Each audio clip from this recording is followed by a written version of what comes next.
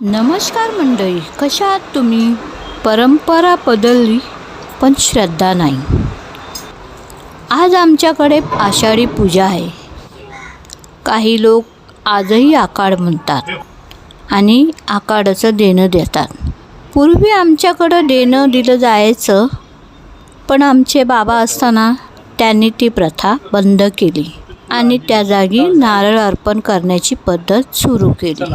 ते गोंड्याला वरती तुला नाही रे असं पोरं करत. जसं बाबांनी आमच्या यांना देवाची पूजा कशी करायची हे शिकवलं, तसंच आता हे आपल्या मुलांना शिकवत आहेत. संस्कार आणि परंपरा अशाच पुढच्या पिढीकडे जात राहतात. उद्या आम्ही थकलो तर त्यांनाच करावी लागेल पूजा. आज योगायोगाने संकष्टी आहे आणि रविवारी आहे, म्हणून आजच पूजा करून घेतली. नाहीतर मग शनिवारी करावी लागली असती, कारण जेव्हा सुट्टी असते तेव्हाच पूजा केली जाते आणि तेही आकाड संपायच्या अगोदर. नैवेद्यासाठी काहीतरी गोड करावंच लागतं, म्हणून आम्ही मग मोदक बनवले.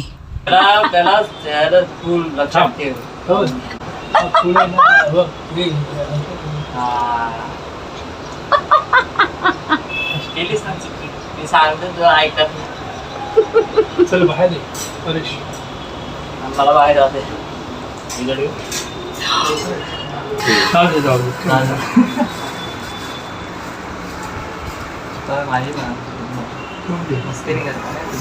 हे आमच्या आई बाबा.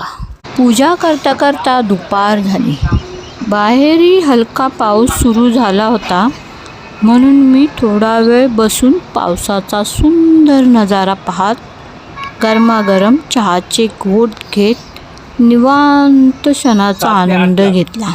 अशाच वातावरणात चहाची मजा काही वेगळीच असते.